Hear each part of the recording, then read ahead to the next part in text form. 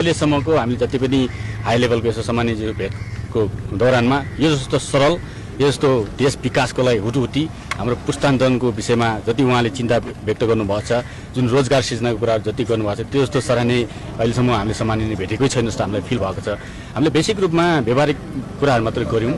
Like अब हस्तकला महासङ्घले विगत 15 वर्षदेखि हस्तकला दिवस मनाइरहेका छौँ। यसलाई चाहिँ राष्ट्रियकरण गर्नुपर्ने भन्ने हामीले एउटा उहाँसँग रिक्वेस्ट गर्दा उहाँले सम्बन्धित निकायमा तुरुन्तै यसको पहल गरेर यसको सकारात्मक रूपमा यसको निर्णय गर्छौँ भन्ने निकाल्नु भएको छ भने सबसे आजको यो मिटिङबाट एउटा महत्त्वपूर्ण विषय जुन हस्तकला क्षेत्रमा भएका समस्याहरू, चुनौतीहरू, अवसरलाई हामीले समष्टिगत रूपमा मूल्याङ्कन गर्न, यसको निराकरण गर्नको लागि हस्तकला विकास बोर्ड खडा गर्ने भन्ने असाध्यै राम्रो अवधारणा हामीले आज संयुक्त रूपमा बनाउन सफल भयौँ। यो नै सबसे ठुलो कुरा जस्तो हामीले आज लागेको छ। नेपाल सरकार र प्राइभेट सेक्टरहरूको बीचमा समन्वय गरेर हस्तकला विकास बोर्ड खडा गर्ने कुराहरू निकाल्यौँ। त्यसमा अब निकासी सम्बन्धी इस्युजहरू सम्बन्धित निकायसँग समन्वय गरेर त्यसमा जाने कुराहरू छ।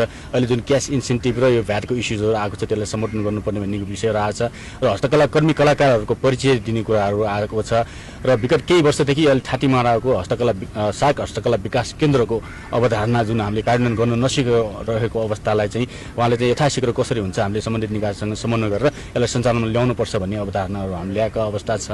र नीति निर्माणको कुरामा पनि अब विभिन्न सेक्टरबाट हस्तकला जस्तो वस्तु र अरू वस्तुहरूलाई चाहिँ एउटै थलोमा राखेर नीति निर्माण गर्ने जुन प्रावधानहरूलाई चाहिँ अबका दिनमा हामीले यो नयाँ किसिमको हस्तकला नै हेर्ने एउटा नीति बनाउन सकिन्छ कि भन्ने कुराहरू निकाल्यौँ। र यो जुन अहिले एकदम जल्दो बल्दो सबैले निकालेको विषय यो क्यास इन्सेन्टिभ र यो भ्याटको विषयलाई पनि अहिले कार्यविधिहरू बन्दैछ। यसलाई सकारात्मक रूपमा हामीले समन्वय गरेर यसलाई निराकरण गर्छौँ भन्ने कुराहरू पनि निकाल्नु भएको छ। यसको साथसाथै अहिले विभिन्न व्यावहारिक पक्षहरू सरकारबाट गर्न सक्ने साझेदारी र यो जुन 7 प्रदेशमा हस्तकला ग्राम खडा गरेर रोजगार